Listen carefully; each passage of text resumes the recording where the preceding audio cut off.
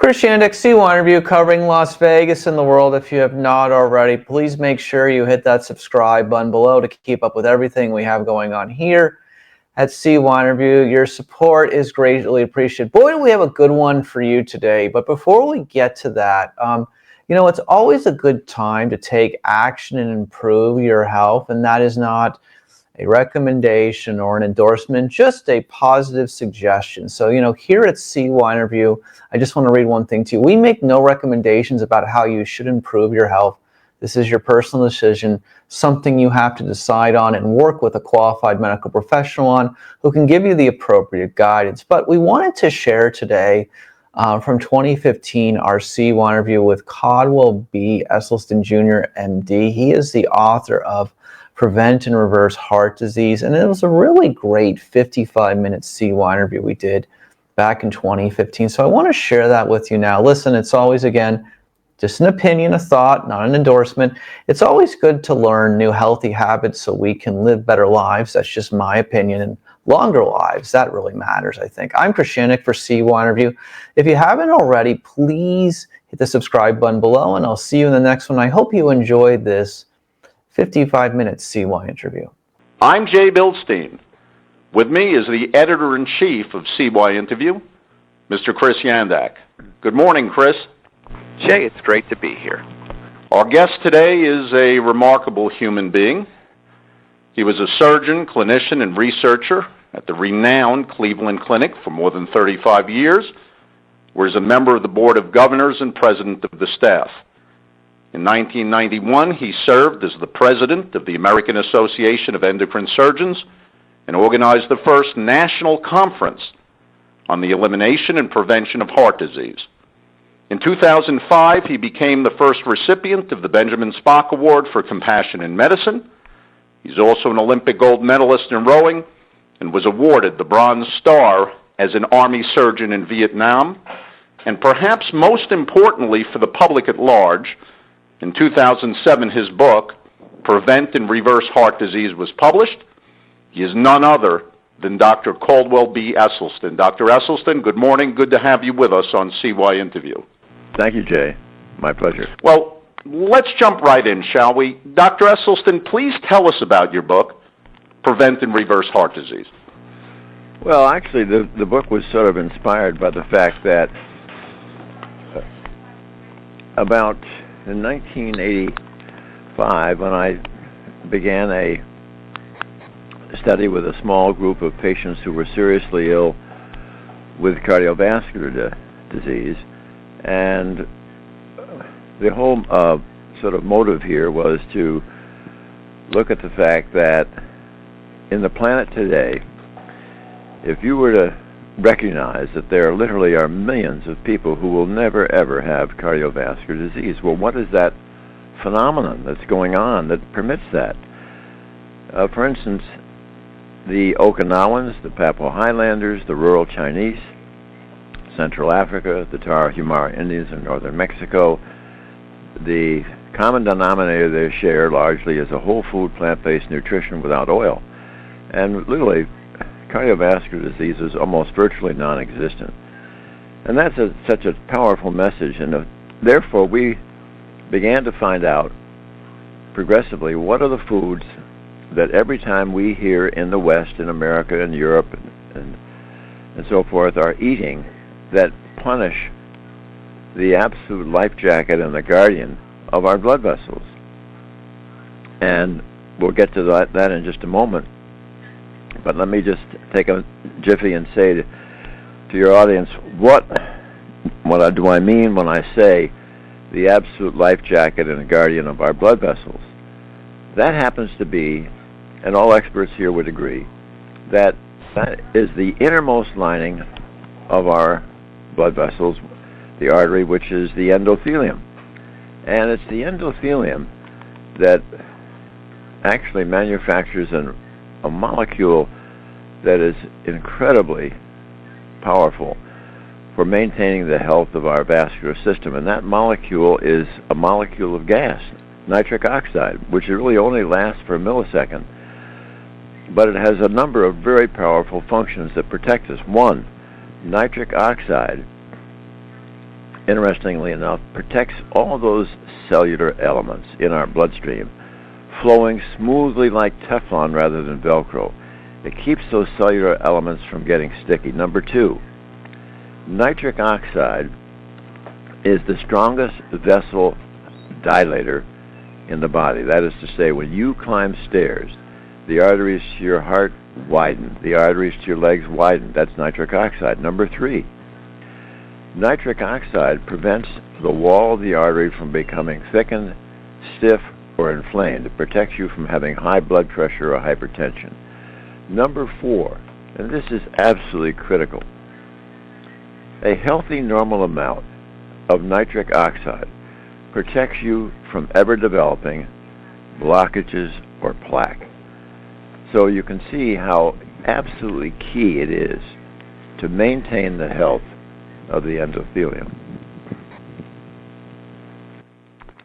Would it be fair, doctor, to sum up your regimen, kind of give a kind of overview, as a low-fat, whole food, plant-based diet with an absolute prohibition on any food coming from an animal, including fish, an absolute prohibition on added oil of any kind, including olive and canola oil, and an absolute prohibition on nuts, olives, and avocados for people with coronary artery disease, along with a prohibition on fish oil supplements. Is that a good synopsis?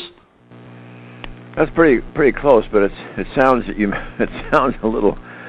Let me just enter here. I think you make it sound a little extreme or a little severe, and I think that before we talk about things that are extreme or severe, let's talk about for a moment what are the foods that every time they pass your lips, you injure and compromise the capacity of your endothelial cells to make this wonderful nitric oxide. Those foods are any oil, as you mentioned, olive oil, corn oil, soybean oil, safflower oil, sunflower oil, coconut oil, palm oil, oil in a cracker, oil in a piece of bread, oil in a salad dressing. Oil injures the endothelial capacity to make nitric oxide. Next, anything that has a mother or a face, meat, fish, chicken, turkey, fowl, poultry, and anything that's dairy, milk, cream, butter, cheese, ice cream, and yogurt. And I'm a little bit adamant, not too much in the way of sweet or sugar, especially maple syrup, molasses, and honey. And I like patients with cardiovascular disease to be very watchful of caffeine in coffee. Decaf, okay. Now, that I think is a diet which I would characterize as whole food plant-based nutrition. I don't like to label it as low fat. We don't have any added fat because we're not adding oil. We want you to be very careful when you read ingredients, that you be watchful and watch out for things like mono and diglycerides and glycerin, which are totally unnecessary fat and have the potential to be harmful. But what we really want you to do is to recognize that the most severe, the most extreme, the most draconian diet on the planet today is the one that 97% of Americans are eating daily, which guarantees that they will perish from the common chronic killing diseases, 75% of which really never have to occur in those who are eating whole food plant-based nutrition. And what we might say is that even more draconian is the typical cure for that diet, which means that somebody gets their chest and gets to. What I would say, I would disagree in one sense that I think you used the word cure. I would say it's the treatment. The cure actually is never being offered to these patients because, with all due respect to my cardiovascular colleagues, and I do have great respect for their caring, their compassion, and their fund of knowledge, but presently today, we're sort of disobeying in that specialty what has been a basic covenant of trust between the caregiver and the patient since the days of Hippocrates, and that is, it's sort of an unspoken rule that wherever possible, the caregiver is going to share with the patient what is the causation of the illness. And sadly today, that is not being offered to patients. And it's the excuse being that they either they won't understand it or they won't make these lifestyle changes.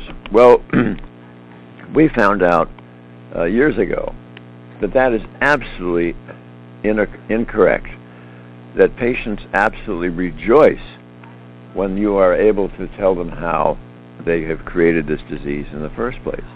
But there are certain techniques as to how this is done, and not everybody perhaps has the facility or the skill set to provide this. But if you're going to ask a patient to make a lifestyle change, and it is rather profound when you think about giving up the foods that I mentioned that are harmful, and the way those harmful foods are advertised in this country. But when you are making this profound lifestyle change, because perhaps next to religion and sex, there's nothing as personal as food. Now, people are willing to do this. Let's take the example of somebody, for instance, who's had a heart attack. Now, do you suppose that that patient wouldn't be delighted to do anything they could to keep themselves from having another heart attack?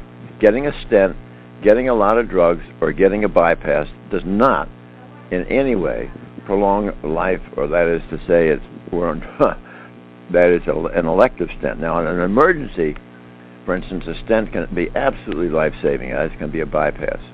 But when these are done electively, it's very difficult to find life extension or protection from a future heart attack. And what we have found is the way to have patients make this type of lifestyle change is by showing the patient respect.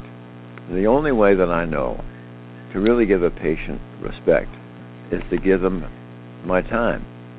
And so we have evolved in our practice a single-day intensive counseling seminar where patients, and the great majority of these are coming from outside the state of Ohio or from overseas, where these patients are going to learn in 5.5 hours with their spouse or significant other who comes for free. They're going to learn exactly how it is that they created this disease in the first place, and precisely how they can be empowered as the locus of control to halt and stop their disease. And at the same time, everybody attending our seminar receives a very hefty notebook that has a copy of every one of my PowerPoint slides that I used during the seminar, plus several of our scientific publications, plus a 44-page handout with many additional recipes that add to the 240 in the 2 books that we provide. There's a marvelous hour-and-a-quarter presentation from a woman who's had 30 years of experience acquiring and preparing plant-based foods, dealing with reading ingredients, dealing with travel and restaurants, and then everybody who is attending the seminar receives a DVD of the entire seminar that I filmed from an earlier one. So if they get home and get forgetful about some of these items, they can flip this on and get themselves back up to speed. And then we always have 3 local or regional participants who have had a previous successful experience share their story with those in attendance, who can then say to themselves, listen, if he or she can do this, I can do this. And then we have a delightful plant-based luncheon and an opportunity to answer everybody's questions, and then stay in touch as necessary through email or phone call. And most recently, I've written up the results of some 200 of those people who were followed close to 4 years, and it's really quite striking. You mentioned earlier about curing patients, and I think that that's something that we can say when we see the profound reversal of disease in some of these patients, because once they start eating correctly, they themselves are the ones that are initiating their own cure. Dr. Esselstyn, medicine and surgery are used to treat disease. However, when we're healthy, we're not generally prescribed medicine, and we don't ordinarily undergo surgery. Now, to the best of my knowledge, medicine is never a free lunch, meaning it comes with a cost, and I don't just mean economic. Medicines have side effects, and surgery has its risks. Now, I believe you've made a compelling case that you could halt and reverse heart disease through largely nutritional means. I seem to recall in your book that in some cases you also, because of a person's status, you might prescribe a statin. However, let's talk about the prevention part. Might eradicating all animal foods, including fish, as well as removing certain so-called healthy fats, like those in walnuts and avocados, somehow work against an otherwise healthy individual? In other words, might certain important nutritional elements be left out of the diet? No. I think that's an excellent question, because many people who have been subjected to the advertising for these harmful foods will use that perhaps as an argument. Let's take it as bare bones as we possibly can from the standpoint of epidemiological research. Let's look, for instance, at the Tarahumara Indians in northern Mexico, who thrive on only, the three sisters: beans, corn, and squash. All right? Now, when Bill Connor, who was a marvelous physician, went down there and sometimes would spend as long as months with these people, and he drew blood and they carefully studied these people, they have absolutely no nutritional deficiencies at all. And they are profoundly healthy.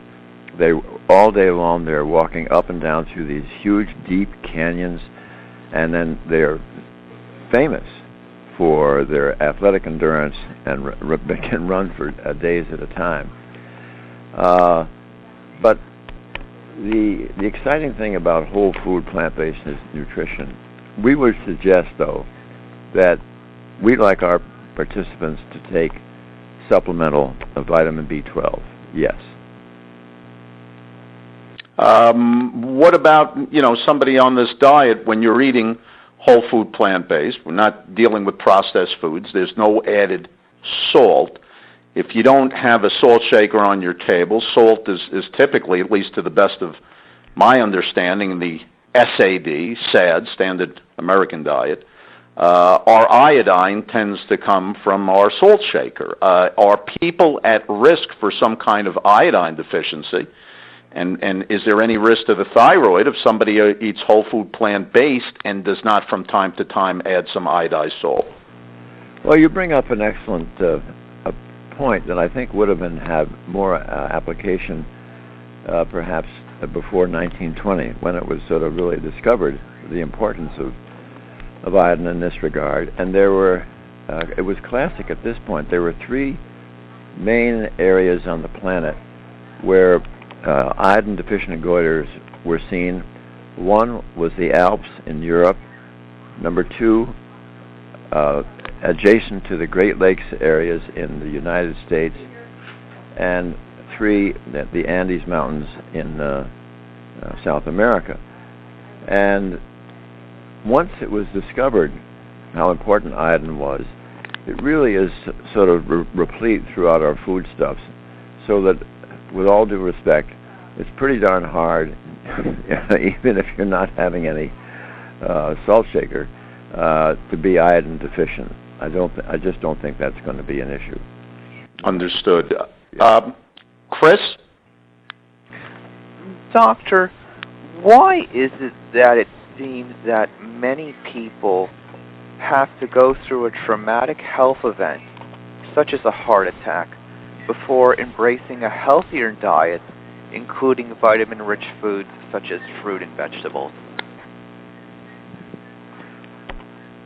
Well, what we're talking about here from day one is education, because if people would recognize that if they were able to give up their present Western diet of foods that are absolutely delicious to the palate, and recognize that within 10 to 12 weeks of eating a whole food plant-based nutrition that would be absolutely just as delicious, and as soon as they develop the taste for the natural taste of foods, it would be a no-brainer. But what happens is, today you can't turn on television without seeing somebody making an absolutely exquisite, delightful double hamburger and cheeseburger, or without a picture of a delightful slice of pepperoni pizza being pulled away with all that delicious-looking cheese. And in other words, this is constantly being presented to the public as some sort of ideal. And if you have that taste reward, and it doesn't really injure you, that is, you don't feel pain when you eat that piece of pizza or that hamburger, but it is absolutely being brutal on your endothelial cells. And the human organism has such a remarkable capacity to try to regenerate itself. You really don't feel that. So it's pretty hard for people to say, why should I give up something that delicious, and how can they be really certain that it's injuring them? Now, one of the things that we've got to do is get this somehow get this information into schools at a young age, because you can put all this information that I've been sharing with you today in a curriculum format that, without threatening or frightening children, that they would begin to embrace it. They would understand why a certain grandparent had dementia. They would understand why a certain grandparent had a stroke. They would understand why a certain grandparent had congestive heart failure. That these slowly are things that happen with progressive injury. For example, let's take a traditional way that medicine is practiced today. Somebody graduates from college and let's say they're 22 years of age, all right? They're perfectly healthy. And then they go out into business and they get busy and they get eating meals in a hurry, and they're eating the usual Western diet. And now they're 30. And they've noticed that, gee, the blood pressure's up a little bit. Maybe they've gained 10 or 11 pounds, but, they're feeling okay. But their doctor says, I think you ought to take this pill. I think it'll help. Sure, the pill helps. So now the blood pressure seems to be okay for a while. Now you're 35.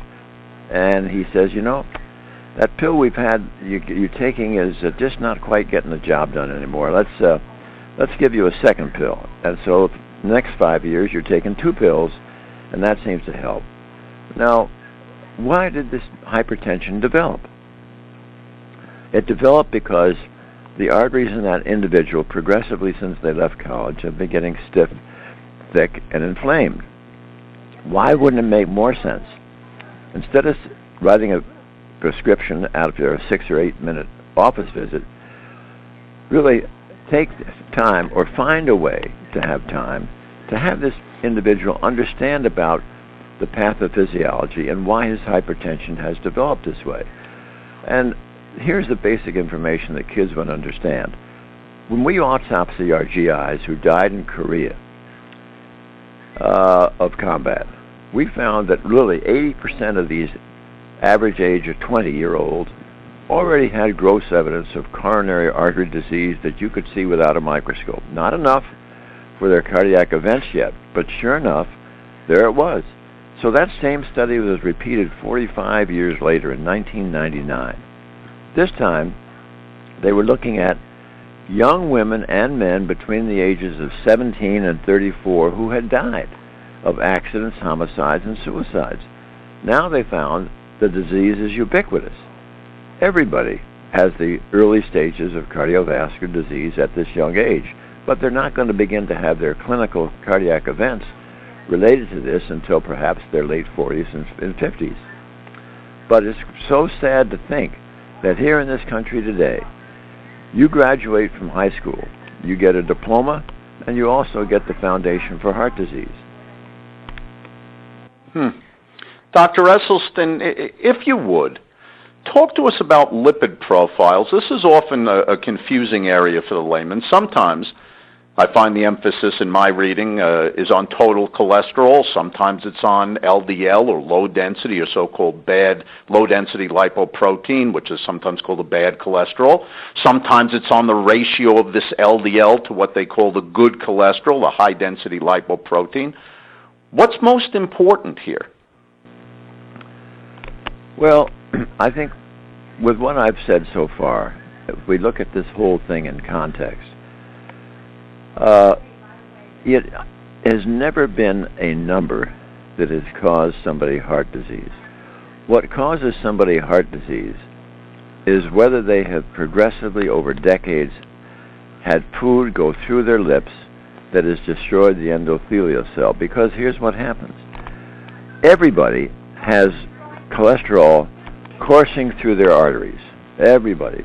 even if you're not eating one single bit of cholesterol, your liver manufactures cholesterol because it's an essential molecule that forms the cell membrane of every cell in our body, and it's the basis for many of our sex hormones. So here we have cholesterol being made by our liver, which is essential. Now, the only time that it becomes sort of really evil is if we have eaten foods which have now disrupted. You still with me? If they have I'm with you. If they've disrupted this marvelous endothelial fortress, which is the innermost lining of the artery, if we now have a crack developing between those endothelial cells, an opening, now your cholesterol, which is working marvelously for you, can dive into that crack in the endothelium and begin to set up housekeeping, become oxidized by free radicals, and begin to form the basis of a plaque. So what people can keep that sort of basically in mind. For instance, we know, for instance, that the work of Bill Costelli, who for years was the director of the world-famous Framingham Heart Study, that persons who regularly, without any medication, maintained a cholesterol throughout their lives of 150 or under, it was almost unheard of to have the cardiovascular disease. But there are also, interestingly enough, a lot of people who will have cholesterols of over 150 who will never have cardiovascular disease. You can find some of those actually in the Tarahumara Indians, even though most of them have a cholesterol that's well under 150. There will be some where it is significantly over. They'll never have a heart attack. Why?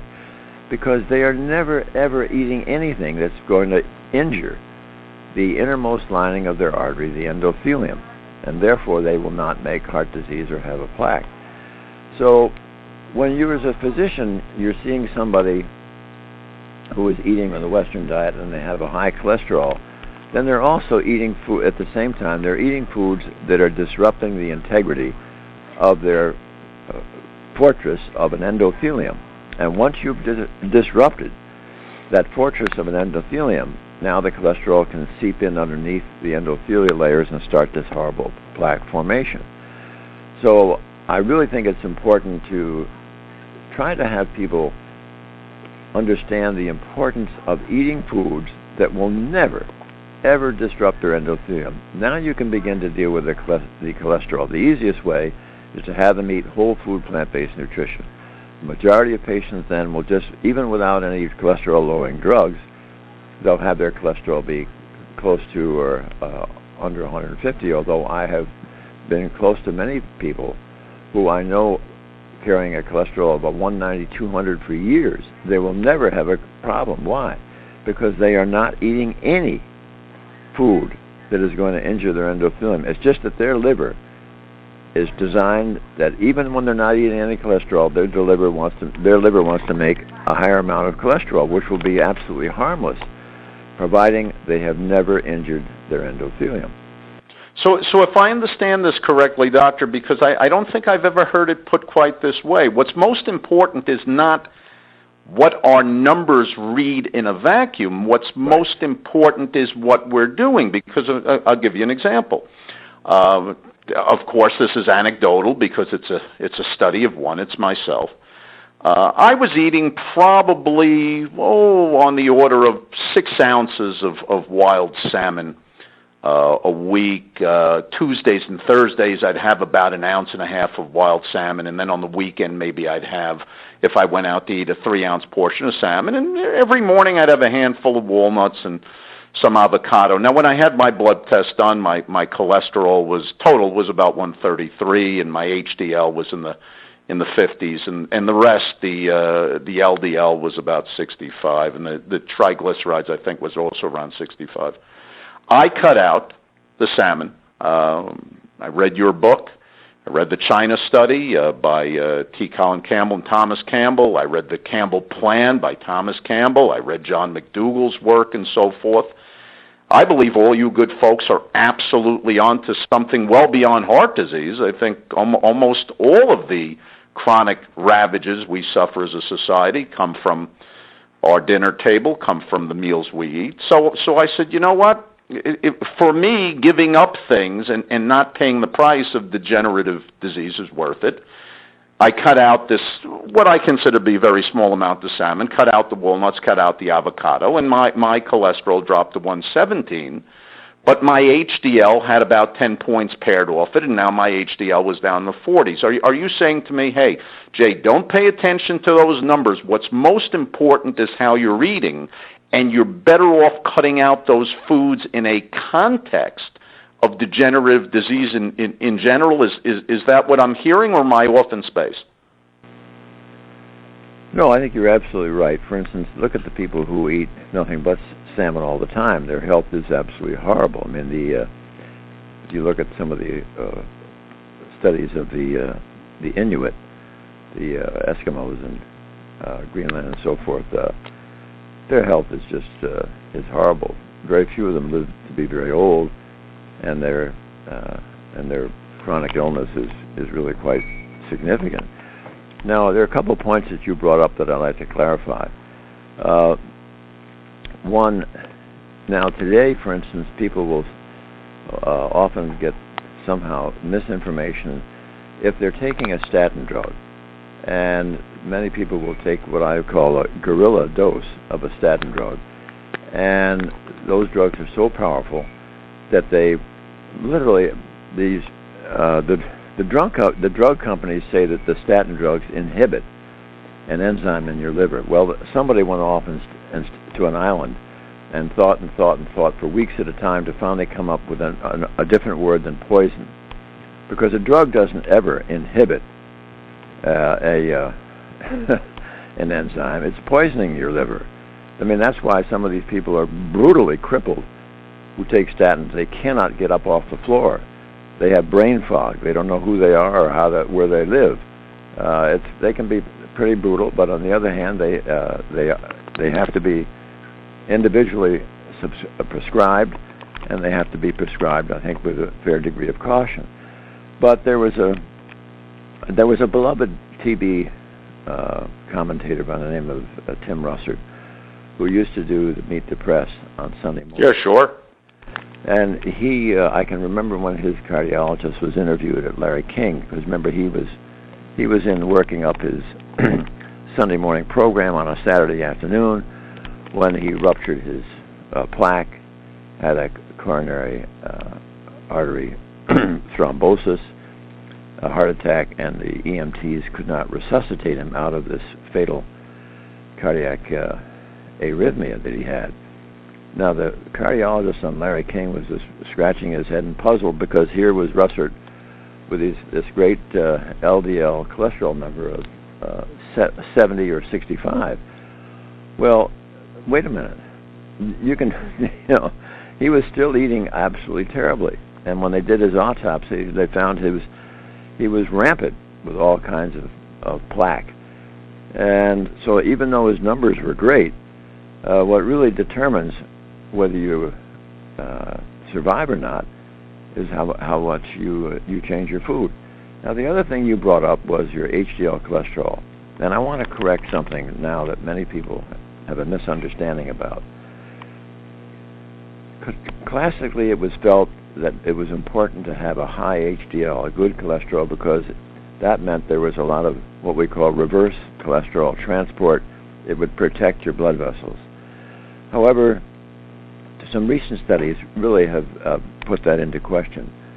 And I want to mention two of those. One is that when Dan Rader and his team from the University of Pennsylvania took 2,000 patients, they drew blood, and they studied the HDL cholesterol. There were some that were high, some that were medium, and there were some that were low. Then they took each of those HDL cholesterols that they'd drawn, and they performed a study to see how many were efficient at doing their job of reverse cholesterol transport. And interestingly enough, there was absolutely zero relationship whatsoever between the measured blood level of HDL, whether it was high or low, and its ability to do its job. And interestingly enough, it was the very next month, in February of 2011, out of UCLA came some very interesting work. They looked at the protein, the major protein inside the HDL cholesterol, which is called ApoA1. And ApoA1, if you are eating the typical Western diet, you injure your ApoA1 part of your HDL cholesterol. It becomes oxidized. And what in essence you've done, even if your HDL is high, you now have converted it from a powerful anti-inflammatory molecule trying to help you. You've turned it into a pro-inflammatory molecule joining with your LDL to injure you.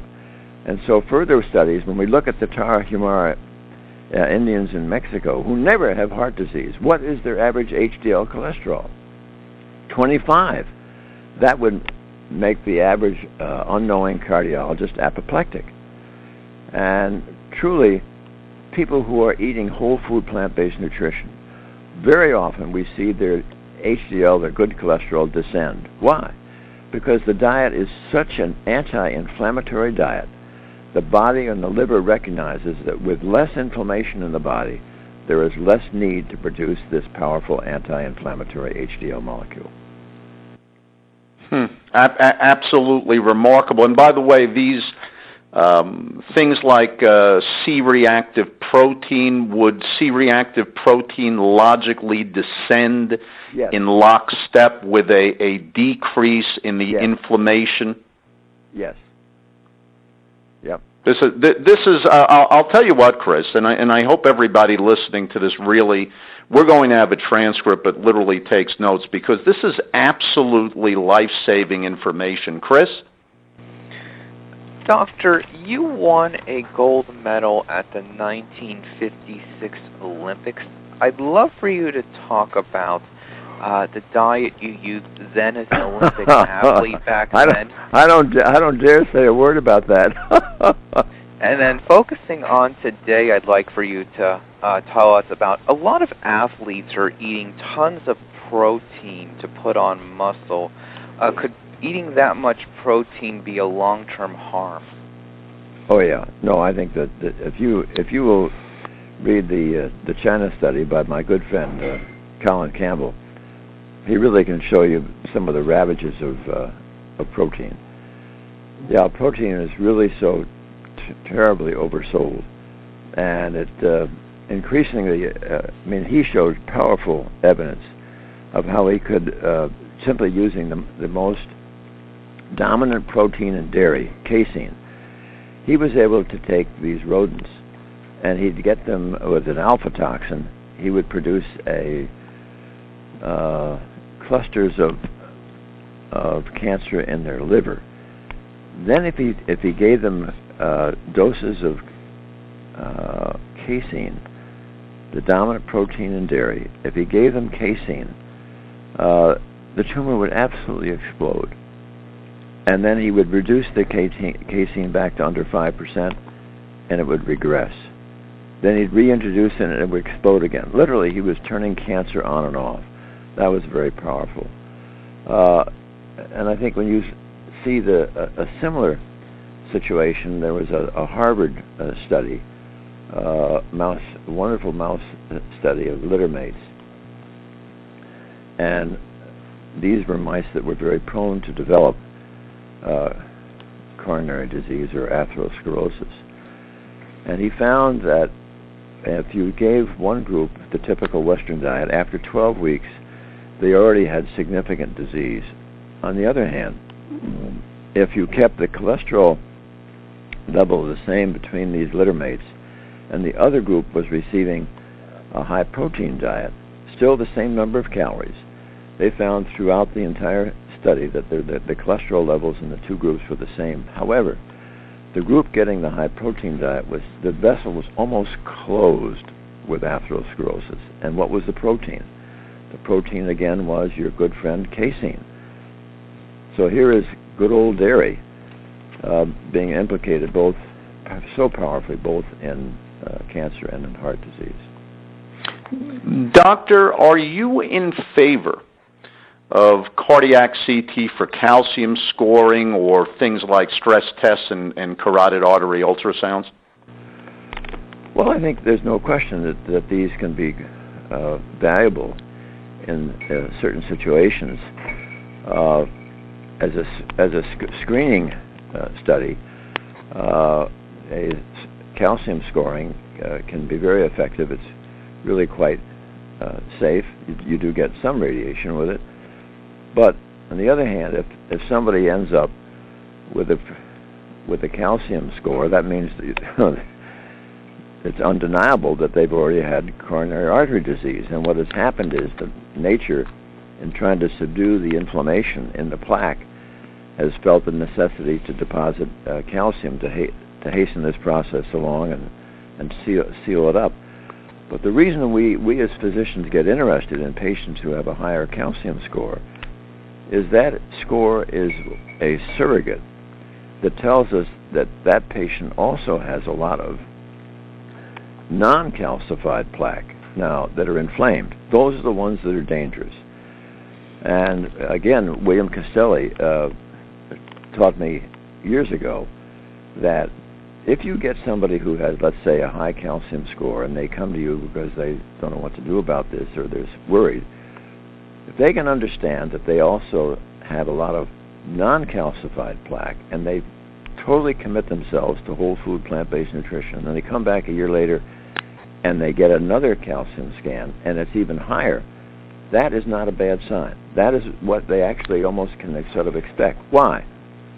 Because what has happened, as soon as that patient starts eating this powerful whole food plant-based nutrition, the inflammation and the non-calcified plaque that are worrisome begins to subdue. And as this inflammation starts to go away, it's almost as if the body says, hey, I'm going to get in on the act, and wants to throw in some calcium to help hasten along and further eliminate the inflammation. And yet, since this is so far in the periphery of the artery, in no way is it going to harm the patient or form a blockage and so forth. It's actually a kind of a good sign.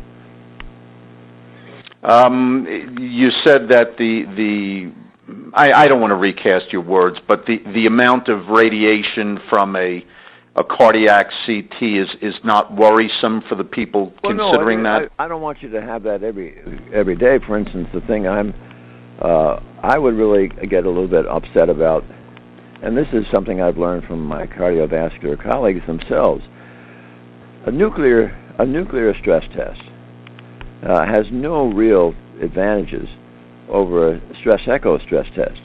Maybe it's more expensive, but then you get a pretty good belt of radiation. So rather than have a nuclear stress test, I would vote in favor of having a stress echo stress test. There's no radiation. You can have a stress echo stress test every week. It's not going to hurt you. But I just think you're getting valuable information without any radiation. Understood. Dr. Esselstyn, I'm going to just quickly, because we're going to wrap up shortly, I'll list 8 categories of infirmity and challenges that bring misery and often death to the human condition, which are heart disease, cancer, type 2 diabetes, autoimmune diseases, including things like inflammatory arthritis, diabetes type 1, MS. There are other degenerative diseases like Parkinson's and Alzheimer's, high blood pressure, which you discussed before, a myriad of psychological disorders, and even accidents. Might all these challenges to the human condition be positively impacted by your diet?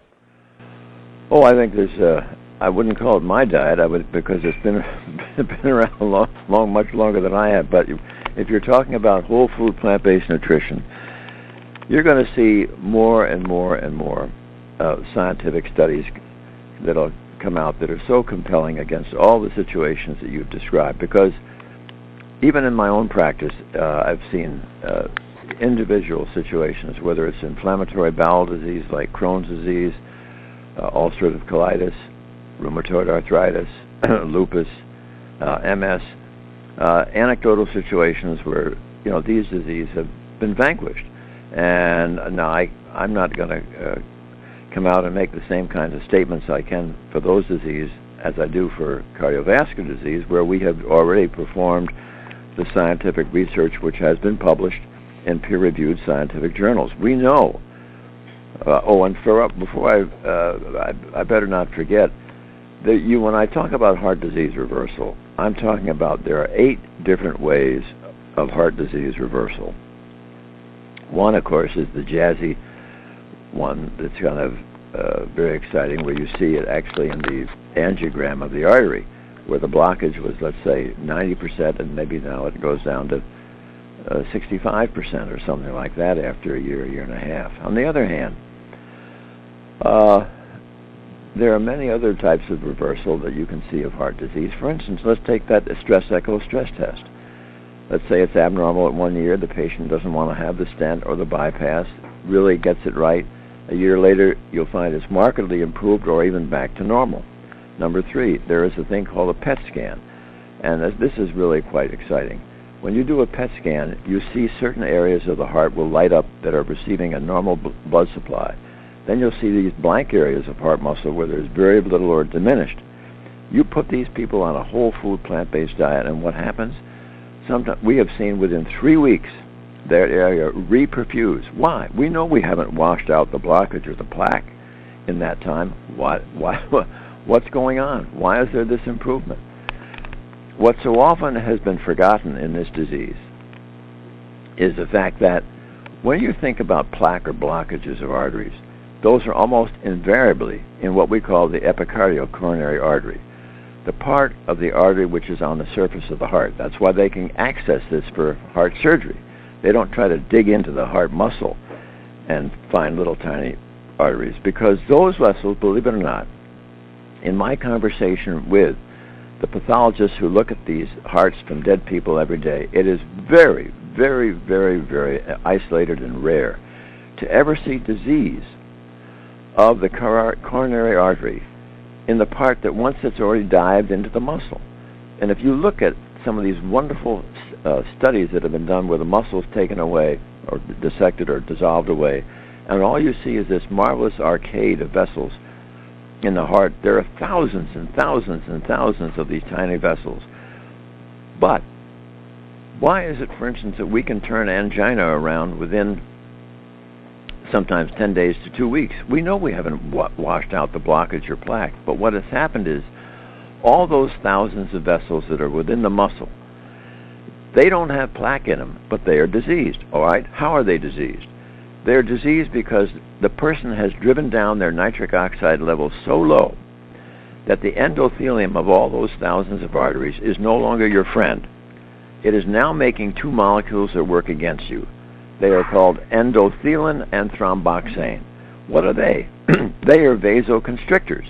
So that whole intramyocardial cascade of vessels is now vasoconstricted.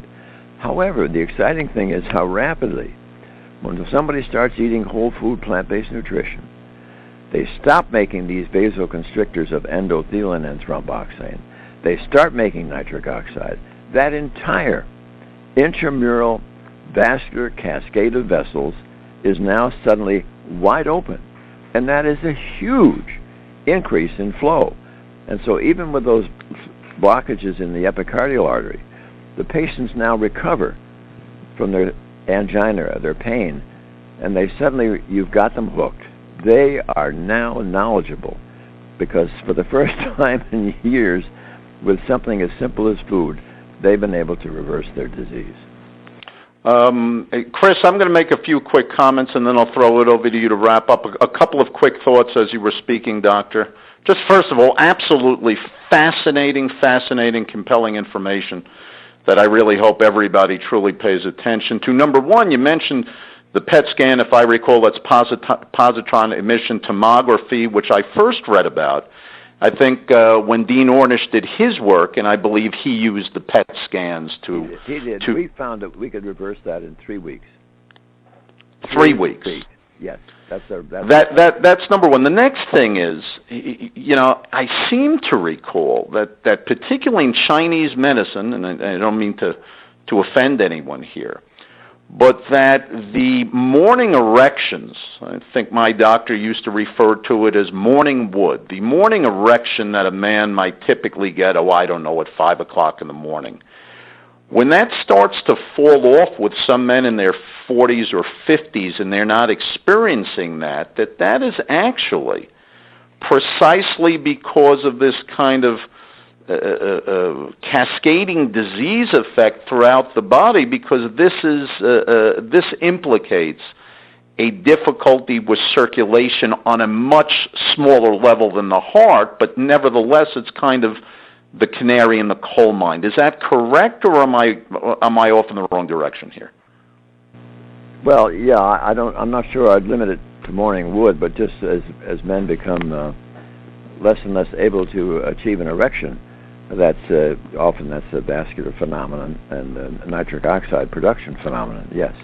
When men begin to lose hair on the front of their shins, around the calves and so forth, lower down the legs, some men I heard say, well, I wear dress socks all the time, it's rubbing it off. Isn't this really, I think I heard it referred to as a trophic sign that somehow microcirculation has been affected, that's why the hair is being lost, and doesn't it speak to the same evil of our diet and the direction we're heading? And isn't that also in the same line? I think it would be unfair of me to try to comment on that, because that's something that I have not studied, the hair loss in the lower shin. I can't comment on that. I got you. I'm sure you've seen it, though, in patients, though. I've noticed many men in their 50s, it seems like the lower portion of their leg starts to lose hair. And I heard it, actually, a neurologist said to me that's called I believe he used the term trophic sign. And upon a little bit of investigation, I found that had to do with circulation.